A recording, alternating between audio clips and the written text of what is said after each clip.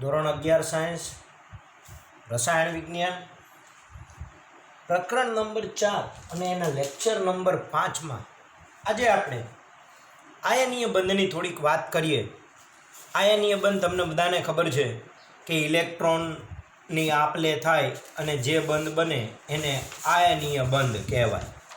હવે આપણે એને થોડુંક સમજીએ અને પછી ભણીએ. એ પહેલાં લાસ્ટ લેક્ચરમાં તમને બધાને યાદ હશે આપણે અષ્ટકના નિયમની મર્યાદાની વાત કરી હતી. તો એ મર્યાદાવાળો પ્રશ્ન તમારે બધાએ તૈયાર કરવાનો છે. હવે આજે આપણે આયનીય બંધ અથવા વિદ્યુત સંયોજક બંધની વાત કરીએ.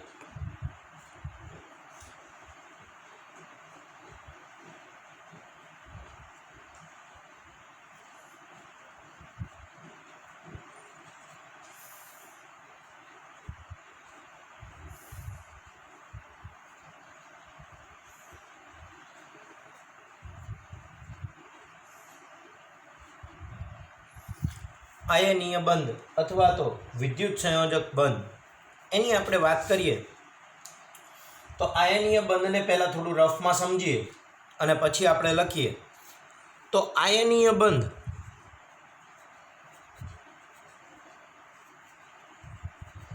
એના નામ ઉપરથી જ ખબર પડે કે બે આયન હશે,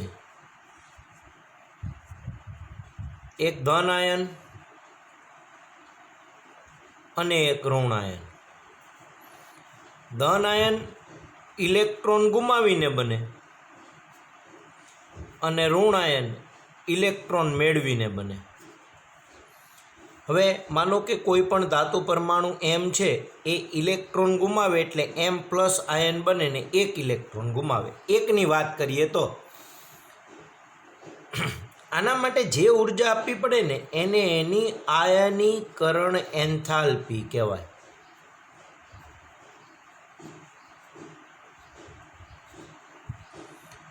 અને કોઈ એક ઘટક એ અથવા એક્સ ઇલેક્ટ્રોન મેળવી અને એક્સ માઇનસ કે એ માઇનસ બને ત્યારે આ ઋણ આયન બન્યો, ત્યારે એને ઇલેક્ટ્રોન મેળવો અને ઇલેક્ટ્રોન મેળવીને જ્યારે ઋણ આયન બને ત્યારે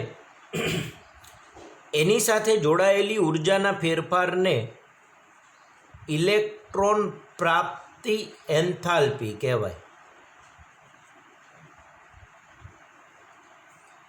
તો આ બે શબ્દને ખાસ યાદ રાખવાના છે. આયનીકરણ એન્થાલ્પી એટલે શું ને ઇલેક્ટ્રોન પ્રાપ્તિ એન્થાલ્પી એટલે શું? ભાઈ બે વસ્તુ ઉર્જાનો ફેરફાર જ સૂચવે છે, પણ આયનીકરણ એન્થાલ્પી વખતે આ તટસ્થ પરમાણુમાંથી ઇલેક્ટ્રોન દૂર કરવા માટે આપવી પડતી ઉર્જા હંમેશા આપવી જ પડે આપણે પરમાણુને, તો જ ઇલેક્ટ્રોન દૂર થાય. ત્યારે આ ઉર્જાને આપણે આયનીકરણ એન્થાલ્પી કહીએ છીએ. પણ ઇલેક્ટ્રોન મેળવે ત્યારે ઉર્જામાં થતા ફેરફારને ઇલેક્ટ્રોન પ્રાપ્તિ એન્થાલ્પી ફેરફાર. ઘણી વખત કેવું બને કે હેલોજન હોય તો એ ઇલેક્ટ્રોન મેળવીને ઋણ આયન બને એટલે તટસ્થ બની જાય, ત્યારે ઇલેક્ટ્રોન ઉર્જા છૂટી પડે એટલે આની ઇલેક્ટ્રોન પ્રાપ્તિ એન્થાલ્પીનું મૂલ્ય ઋણ મળે. હવે આયનીકરણ એન્થાલ્પી ઓછી હોય તો ઓછી ઉર્જાથી ઇલેક્ટ્રોન દૂર થઈ ગયો એવું કહેવાય. અને ઇલેક્ટ્રોન પ્રાપ્તિ એન્થાલ્પીનું મૂલ્ય વધુ ઋણ હોય એવા ઘટકો સામાન્ય રીતે આયનીય બંધ બનાવે છે. કે ભાઈ ઓછી ઉર્જાથી ઇલેક્ટ્રોન દૂર થઈ જાય એટલે સરળતાથી ઇલેક્ટ્રોન દૂર થઈ ગયો. પાછો કોઈ ઘટક ઇલેક્ટ્રોન મેળવે ત્યારે વધુ ઉર્જા છૂટી પડે. આનો મતલબ એવો થયો કે વધુ ઉર્જા છૂટી પડે, અને ઉર્જા જો છૂટી પડે તો સ્થિરતા વધે. આપણને ખબર છે કે ઉર્જા ઘટે તો સ્થિરતા વધે, એટલે વધુ ઉર્જા છૂટી પડી એટલે એની પાસે ઉર્જા ઘટી ગઈ અને એની સ્થિરતા વધી ગઈ. તો જ્યારે આ બે પરિસ્થિતિ હોય ત્યારે સામાન્ય રીતે આયનીય બંધ બને છે. હવે શું થાય તો કે આયનીય બંધની એના પછીની લાક્ષણિકતા શું છે તો કે ધન આયન અને ઋણ આયન એમ પ્લસ અને એ માઇનસ, આ એક ધન આયન અને એક ઋણ આયન, એક ઉપર ધન કુલંબિક વીજભાર ને બીજા ઉપર ઋણ કુલંબિક વીજભાર, આ પરસ્પર વિરુદ્ધ વીજભાર એકબીજાને આકર્ષે અને આ આકર્ષણ બળને વિદ્યુત સંયોજક બંધ અથવા આયનીય બંધ કહેવાય. આ આયનો જ્યારે એની ગોઠવણીની વાત કરીએ કે માનો કે સોડિયમ ક્લોરાઇડ છે એને +Cl- ભેગો થયો અને ઘન પદાર્થ NaCl બને, ત્યારે એના ધન અને ઋણ આયન એક ચોક્કસ ક્રમમાં ગોઠવાય છે.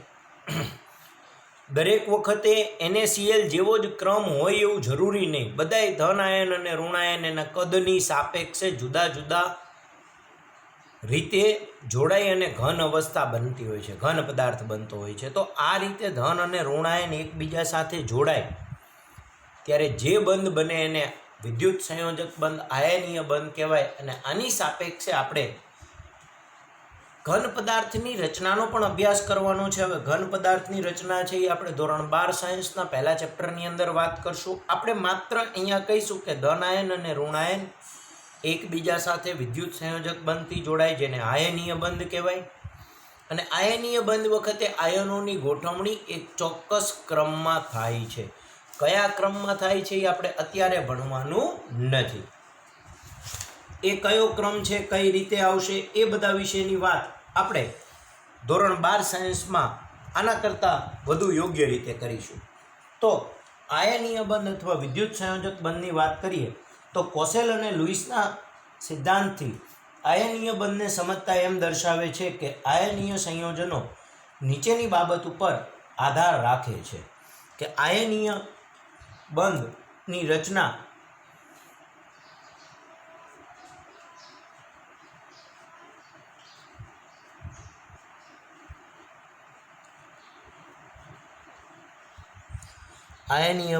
રચના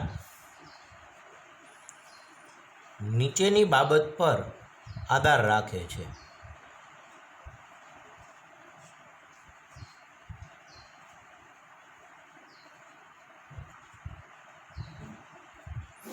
આયનીય બંધની રચના નીચેની બાબત ઉપર આધાર રાખશે. સૌથી પહેલી કઈ બાબત? તો તટસ્થ પરમાણુમાંથી ધન અને ઋણ આયન બનવાની સરળતા.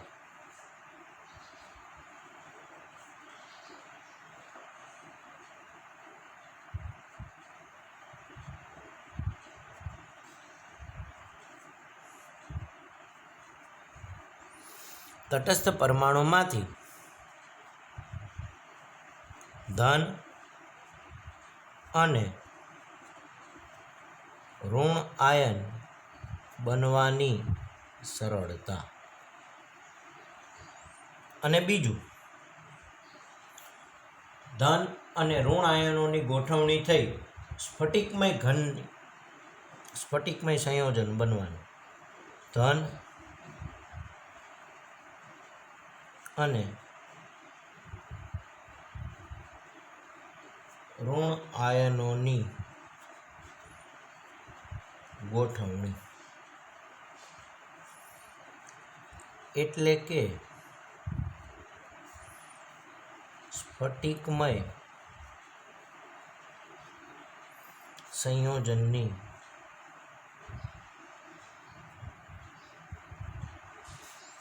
લેટીસ. હવે ધન આયન અને ઋણ આયન બનવાની વાત કરીએ તો ધન આયનની રચનામાં આયનીકરણ એન્થાલ્પી સંકળાયેલ છે. એટલે કે તટસ્થ પરમાણુમાંથી ઇલેક્ટ્રોનનું દૂર થવું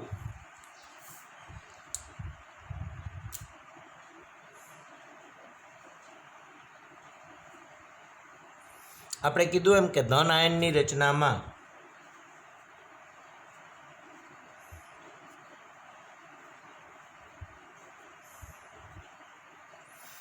આયનીકરણ એન્થાલ્પી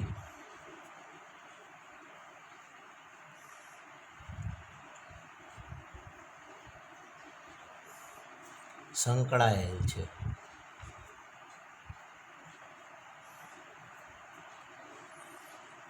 એટલે કે તટસ્થ પરમાણુમાંથી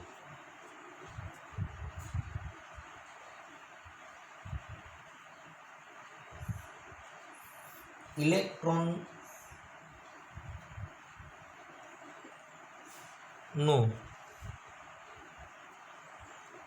દૂર થવું. તો ધન આયનની રચનામાં આયનીકરણ એન્થાલ્પી સંકળાયેલી છે. અને આયનીકરણ એન્થાલ્પી એટલે શું? તો કે તટસ્થ પરમાણુમાંથી ઇલેક્ટ્રોનને દૂર કરવા માટે આપવી પડતી ઉર્જાને આયનીકરણ એન્થાલ્પી કહે છે. હવે આને સમીકરણ સ્વરૂપે લખીએ કે તટસ્થ પરમાણુ એમ ગેસિયસ સ્ટેટમાં છે એ એમ પ્લસ આયન બનાવે છે અને ઇલેક્ટ્રોન દૂર કરે છે, ત્યારે સંકળાયેલી ઉર્જાને આપણે આયનીકરણ એન્થાલ્પી કહીએ છીએ.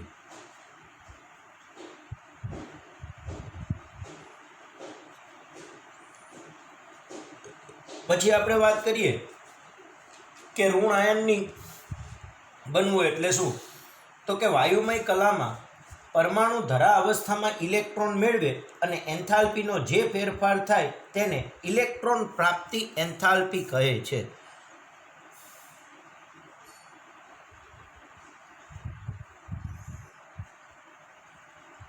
ઋણ આયનની રચનામાં ઇલેક્ટ્રોન પ્રાપ્તિ એન્થાલ્પી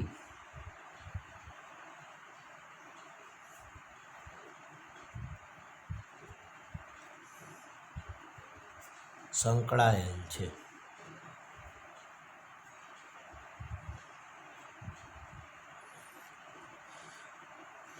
એટલે કે તટસ્થ પરમાણુમાં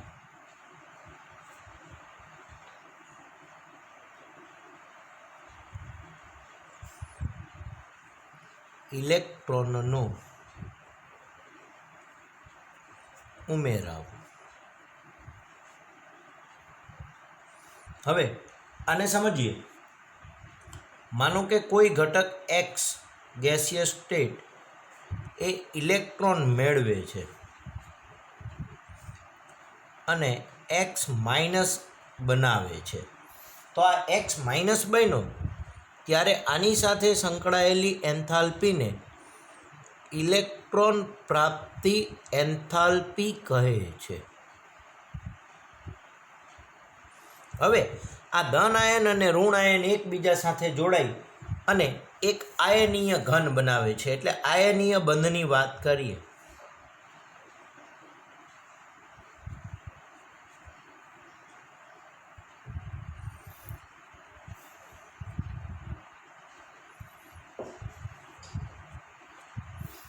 તો એમ પ્લસ આયન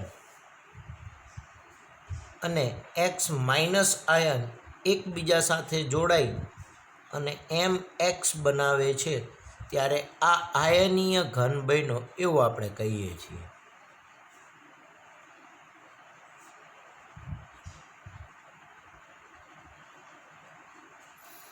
તો આપણે સમજી શકીએ છીએ કે ધન આયન અને ઋણ આયન, મેં તમને હમણાં જ કીધું કે એક ચોક્કસ ક્રમમાં ગોઠવાય છે અને જે ઘન પદાર્થ બનાવે છે એ ઘન પદાર્થને આપણે આયનીય ઘન પદાર્થ કહીએ છીએ. હવે અહીંયા ભણવામાં આવતી આપણી ઇલેક્ટ્રોન પ્રાપ્તિ એન્થાલ્પીની વ્યાખ્યાની વાત કરીએ કે ઇલેક્ટ્રોન પ્રાપ્તિ એન્થાલ્પી એટલે શું?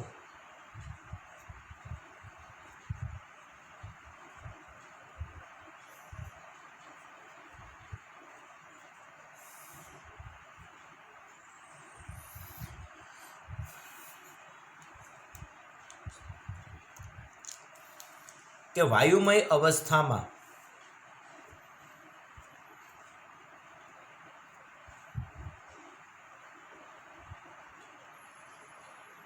પરમાણુ તેની ધરા અવસ્થામાં, ધરા અવસ્થા એટલે મુક્ત અવસ્થામાં ઇલેક્ટ્રોન મેળવે ત્યારે તેની એન્થાલ્પીમાં થતા ફેરફારને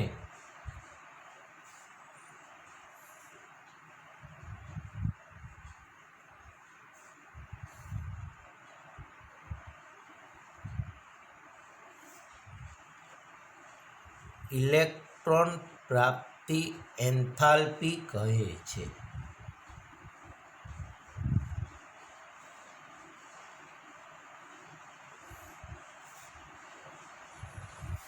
આ ઘટના ઉષ્માક્ષેપક અથવા ઉષ્મા શોષક હોઈ શકે છે.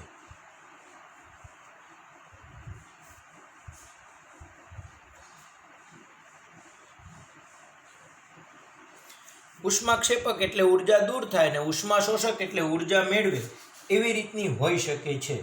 આયનીકરણ એન્થાલ્પી હંમેશા ઉષ્મા શોષક જ હોય કે આયનીકરણ વખતે આપણે એને ઉર્જા આપવી જ પડે અને ઇલેક્ટ્રોન બંધુતા એન્થાલ્પી એ ઉર્જાનો સંકીર્ણ ફેરફાર છે. એટલે કે આયનીય બંધ આના ઉપરથી આટલું લખી અને એવું કહી શકીએ કે આયનીય બંધ સામાન્ય રીતે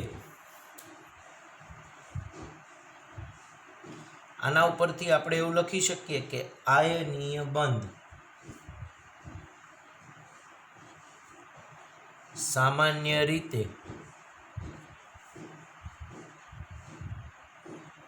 નીચી આયનીકરણ એન્થાલ્પી ધરાવતા તત્વ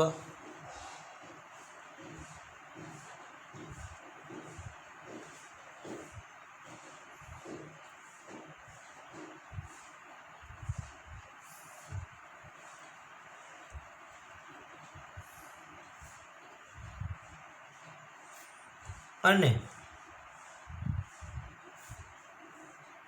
ઇલેક્ટ્રોન પ્રાપ્તિ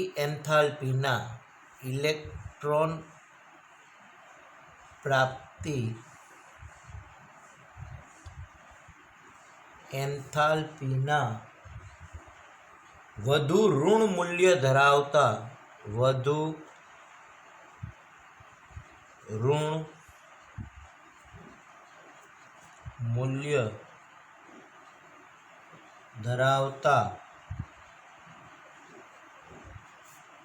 તત્વો વચ્ચે રચાશે.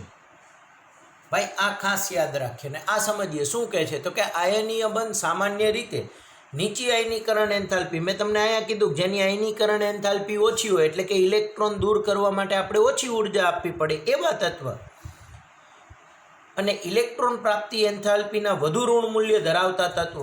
તો ઇલેક્ટ્રોન પ્રાપ્તિ એન્થાલ્પી એનું વધુ ઋણ મૂલ્ય હોય એનો મતલબ કે વધુ ઉર્જા છૂટી પડે ને એની સ્થિરતા વધે. તો આનું મૂલ્ય ઓછું હોય ને આનું મૂલ્ય વધુ ઋણ હોય એવા તત્વ સામાન્ય રીતે આયનીય બંધથી જોડાય છે અને આયનીય સંયોજન બનાવે છે. સામાન્ય રીતે કોઈ પણ આયનીય સંયોજનમાં ધન આયન ધાતુ તત્વોમાંથી મળે છે અને ઋણ આયન અધાતુ તત્વોમાંથી મળે છે. સામાન્ય રીતે આપણને ખબર છે કે ઇલેક્ટ્રોન ગુમાવવાની વૃત્તિ ધાતુની વધારે હોય એટલે ધાતુ તત્વ છે એ ધન આયન બનાવશે અને મેળવવાની વૃત્તિ અધાતુની વધારે હોય એટલે અધાતુ છે એ ઋણ આયન બનાવશે. તો આપણે એવું કહી શકીએ કે મોટા ભાગના આયનીય સંયોજનમાં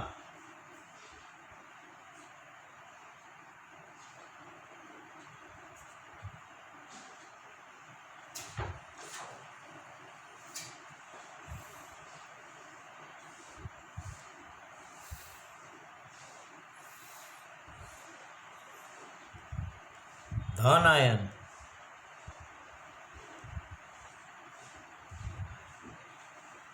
ધાત્વીય તત્વમાંથી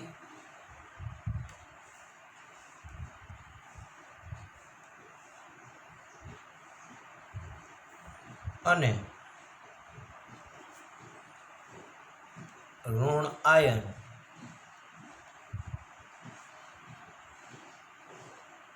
અધાત્વીય તત્વમાંથી મળે છે. અને આયનીય સંયોજનો જ્યારે સ્ફટિક અવસ્થામાં હોય ત્યારે ધન આયન અને ઋણ આયન કુલંબીય પારસ્પરિક ક્રિયા સાથે જકડાઈ અને ક્રમબદ્ધ ત્રિપરિમાણીય ગોઠવણી બનાવે છે. જે સંયોજનો જુદી જુદી સ્ફટિક રચનામાં રચે છે. આપણે એવું કહી શકીએ કે આયનીય સંયોજન જ્યારે સ્ફટિકમય અવસ્થામાં હોય છે ત્યારે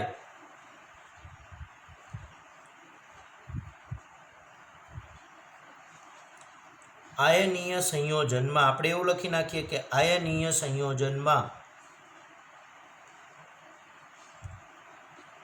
ધન આયન અને ઋણ આયન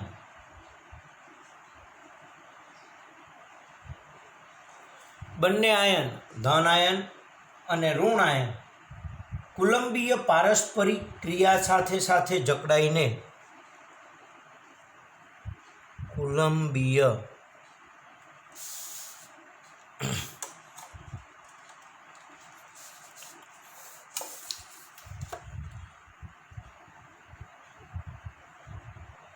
પારસ્પરિક ક્રિયાથી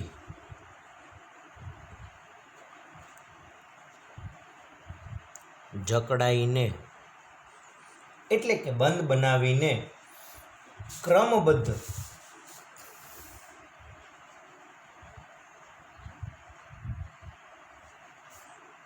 ત્રિપરિમાણીય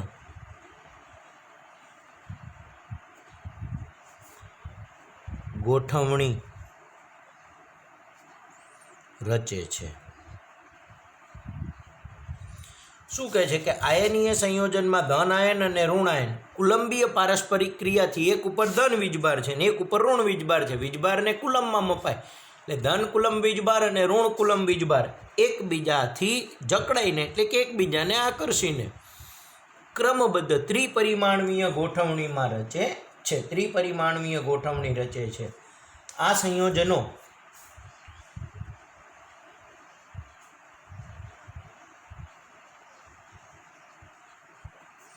જુદી જુદી સ્ફટિક રચનામાં આ સંયોજનો જુદી જુદી સ્ફટિક રચનામાં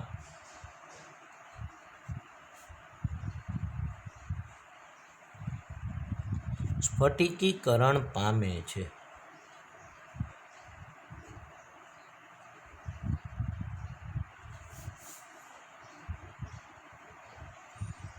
એટલે ગોઠવણી છે એ બદલાઈ જાય છે ને આ ગોઠવણી વિશેની ચર્ચા આપણે ધોરણ 12 સાયન્સના ચેપ્ટર નંબર 1માં કરશું.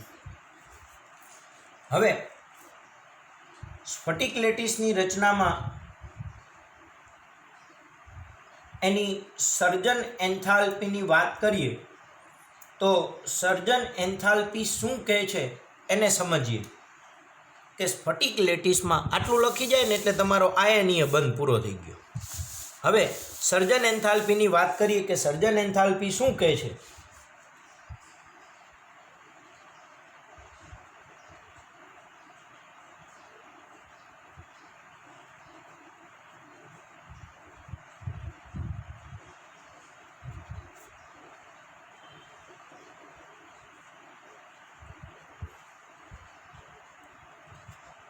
સર્જન એન્થાલ્પી એટલે બધી ઉર્જાનો સરવાળો.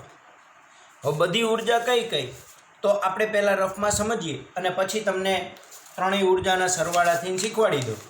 માનો કે આપણે ધન આયન અને ઋણ આયનની જ વાત કરી તો એમમાંથી એમ પ્લસ બને અને ઇલેક્ટ્રોન ગુમાવે ત્યારે આ એન્થાલ્પીને આપણે આયનીકરણ એન્થાલ્પી કહીએ. એને ઇંગ્લિશમાં આયોનાઇઝેશન કહેવાય એટલે EI કહીએ. પછી એ પરમાણુ ઇલેક્ટ્રોન મેળવી અને એ માઇનસ બને ત્યારે આ ઇલેક્ટ્રોન પ્રાપ્તિ એન્થાલ્પી થઈ.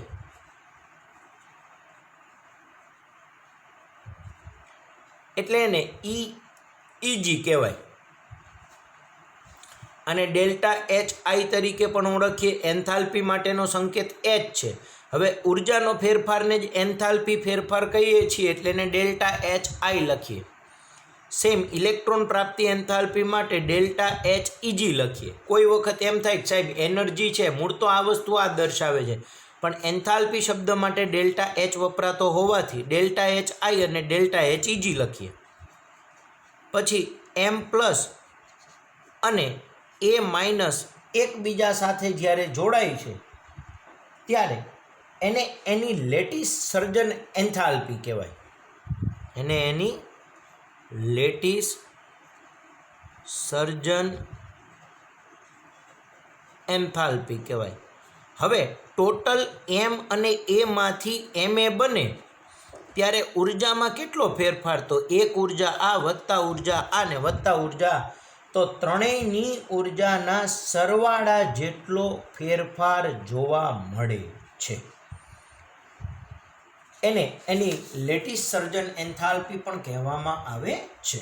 આ લેટિસ સર્જન એન્થાલ્પી એટલે કે ધનાયન અને ઋણાયન એકબીજા સાથે જોડાય અને આયનીય ઘન બનાવે ત્યારે કુલ ઉર્જામાં થતા ફેરફારને એની લેટિસ સર્જન એન્થાલ્પી કહે છે. આમ લેટિસ સર્જન એન્થાલ્પી એના ઉપરથી આપણે ઘણી બધી વખત આયનીય ઘનની સ્પષ્ટતા સમજી શકીશું. આ લેટિસ સર્જન એન્થાલ્પી છે હું તમને અત્યારે સમજાવતો નથી, અને ખાલી એમને લેટિસ સર્જન એન્થાલ્પી કરીને રાખો, બહુ થઈ ગયું. આપણે અત્યારે એને ભણવું નથી કે એનેમાંથી એને પ્લસ બને. હવે અહીંયા સમજી લઈએ ખાલી કે એનેમાંથી એને પ્લસ બને ત્યારે આયનીકરણ એન્થાલ્પીનું મૂલ્ય અહીંયા +495.8 કિલો જૂલ પ્રતિ મોલ છે. હવે સીએલમાંથી માનો કે આપણે એવું કહીએ કે એનેમાંથી એને પ્લસ બન્યો અને સીએલમાંથી સીએલ માઇનસ બને ત્યારે ઉર્જાનો ફેરફાર છે -348.7 કિલો જૂલ પ્રતિ મોલ. હવે આ બંનેનો જો સરવાળો કરો, આ બેનો સરવાળો, તો એ સરવાળો મળે છે આપણને +147.1 કિલો જૂલ પ્રતિ મોલ. પણ આ એને પ્લસ અને સીએલ માઇનસ એકબીજા સાથે જોડાઈને જ્યારે NaCl બનાવે ત્યારે આ એન્થાલ્પીનો ફેરફાર છે 788 કિલો જૂલ પ્રતિ મોલ. એટલે કે આ બેમાંથી શોષાયેલી ઉર્જા કરતાં છૂટી પડતી ઉર્જા વધારે છે, તેથી સ્ફટિકની સ્થિરતા વધારે છે એવું કહી શકાય. માનો કે આપણે લખી નાખીએ કે એનેમાંથી એને પ્લસ બનતા આયનીકરણ એન્થાલ્પી, સ્ફટિકની લેટેસ્ટ એન્થાલ્પી માટે સમજીએ કે એનેમાંથી એને પ્લસ બનતા આયનીકરણ એન્થાલ્પી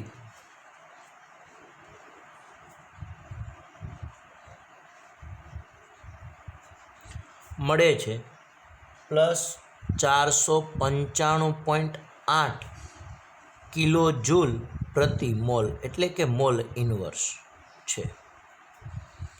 સેમ સીએલમાંથી સીએલ માઇનસ બનતા ઇલેક્ટ્રોન પ્રાપ્તિ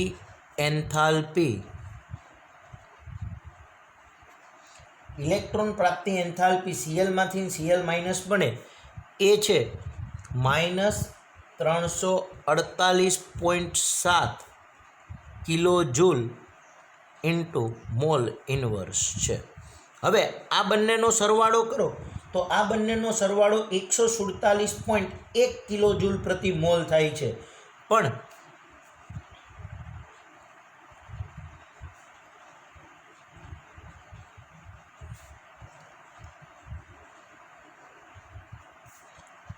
,147.1 kilo joule into mole inverse છે.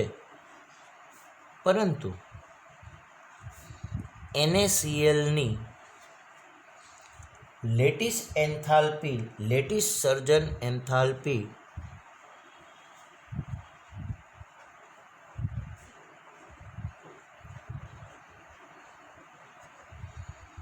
-788 kilo joule into mole inverse છે. આથી આ પ્રક્રિયામાં શોષાયેલી ઉર્જા કરતાં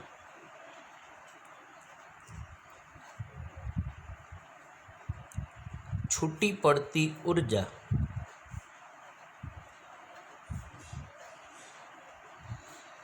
વધારે હોય છે. શોષાયેલી ઉર્જા કરતાં છૂટી પડતી ઉર્જા વધારે છે. અને આને સમીકરણ સ્વરૂપે સમજીએ તો એવું કહે છે કે એનેમાંથી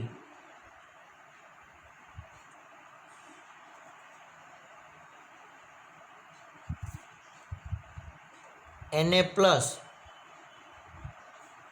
પ્લસ ઇલેક્ટ્રોન માઇનસ બને છે ત્યારે અહીંયા થતો ફેરફાર delta H ionisation delta H I બરાબર +495.8 કિલોજૂલ પ્રતિ મોલ, એટલે કે આટલી ઉર્જા આપવી પડે એક મોલે તો ઇલેક્ટ્રોન છૂટો પડે. પછી સીએલમાંથી ઇલેક્ટ્રોન મેળવે અને સીએલ માઇનસ આયન બને ત્યારે ડેલ્ટા એચ ઇજી ઇલેક્ટ્રોન પ્રાપ્તિ એન્થાલ્પીનું મૂલ્ય -348.7 કિલોજૂલ પ્રતિ મોલ, એટલે કે આમાંથી આ ઇલેક્ટ્રોન મેળવે એટલે આટલી ઉર્જા છૂટી પડે એટલે માઇનસ ને આપવી પડે એટલે પ્લસ. આ ઉપરાંત બીજું શું કહે છે તો કે Na પ્લસ વત્તા Cl માઇનસ આ બે એકબીજા સાથે જોડાઈ અને જ્યારે NaCl બનાવે છે ત્યારે આને એની લેટિસ સર્જન એન્થાલ્પી કહેવાય.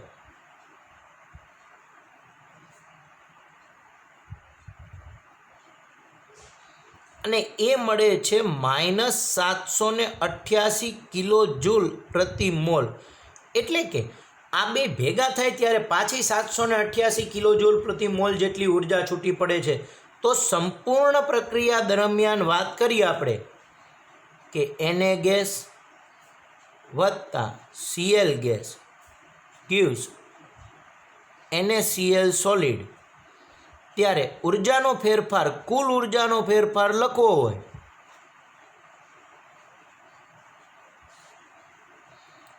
તો ત્રણેયની એન્થાલ્પીનો સરવાળો કરવો પડે, એટલે કે +495.8 પ્લસ કરીને કૌંસમાં -348.7 વત્તા -788, અને આ ત્રણેયનો સરવાળો કરો એટલે ટોટલ મૂલ્ય માઇનસ આવશે, જે સૂચવે છે કે આખી પ્રક્રિયા દરમિયાન ઉર્જા છૂટી પડે છે.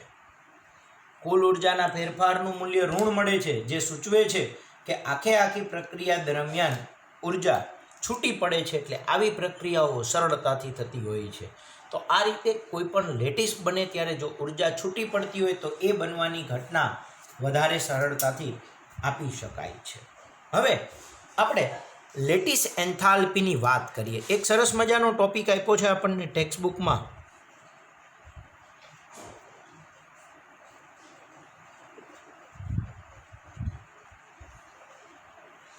લેટિસ એન્થાલ્પી એટલે શું તો કે એક મોલ ઘન સંયોજનને સંપૂર્ણપણે વાયુમય ઘટકીય આયનમાં ફેરવવા માટે આપવી પડતી ઉર્જાને એની લેટિસ એન્થાલ્પી કહે છે. આયનીય ઘન માટે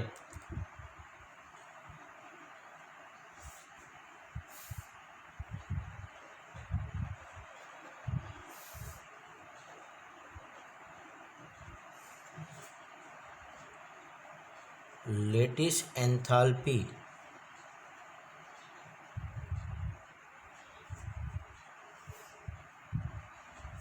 નીચે મુજબ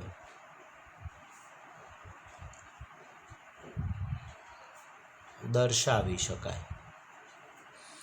આયનીય ઘન માટે આપણે લેટિસ એન્થાલ્પી દર્શાવી હોય તો લેટિસ એન્થાલ્પી નીચે મુજબ દર્શાવી શકાય. કઈ રીતે લેટિસ એન્થાલ્પી દર્શાવી શકાય તો કે એક મોલ ઘન સંયોજનને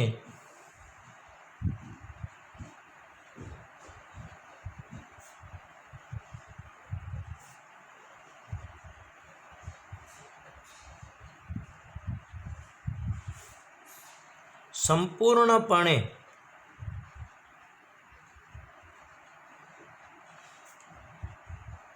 તેના વાયુમય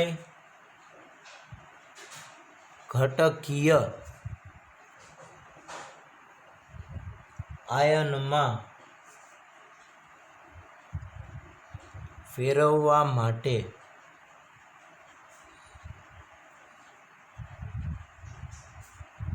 આપવી પડતી ઉર્જાને લેટિસ એન્થાલ્પી કહે છે. કોઈ પણ ઘન પદાર્થ હોય ને તો એને તોડવા માટે આપણે જે ઉર્જા આપવી પડે ને એને એની લેટિસ એન્થાલ્પી કહેવાય. હવે NaCl માટે શું હતું? તો લેટિસ સર્જન એન્થાલ્પી કેટલી હતી? તો કે 788 કિલોજૂલ પ્રતિ મોલ. હવે બે ભેગા થાય તો આટલા, પણ આમાંથી આ બનાવવું હોય તો શું કરવું પડે? તો NaCl ઘનમાંથી Na+ અને Cl- માં વિયોજિત કરવા માટે 788 કિલોજૂલ જેટલી ઉર્જા આપવી પડે છે. તો એને એની લેટિસ એન્થાલ્પી કહેવાય. જેમ કે NaClની લેટિસ એન્થાલ્પી આપણે એવું કહી શકીએ કે ઉદાહરણથી NaClની lattice enthalpy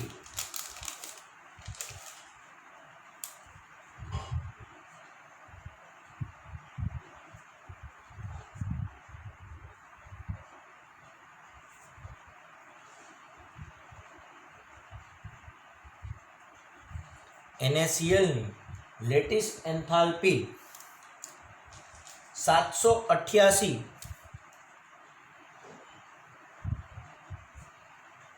કિલોજૂલ into mole inverse છે, જેનો અર્થ થાય કે NaCl ઘનમાંથી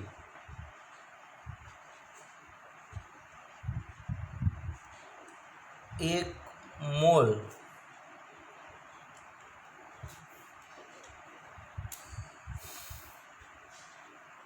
Na+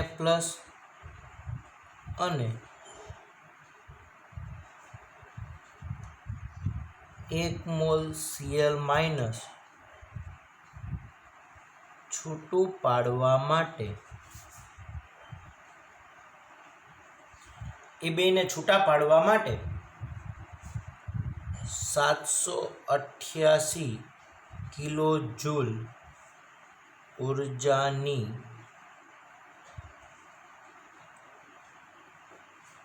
જરૂર પડશે.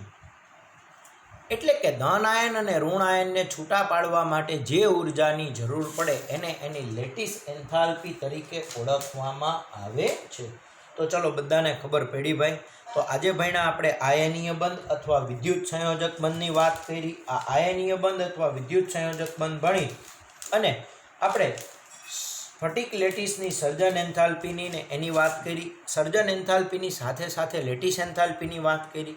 નેક્સ્ટ લેક્ચરમાં આપણે બંધ પ્રાચલોની ચર્ચા કરીશું. તો આજનું જે ભણાવેલું છે ને વ્યવસ્થિત રીતે 2 વખત લખી સમજી અને યાદ રાખો.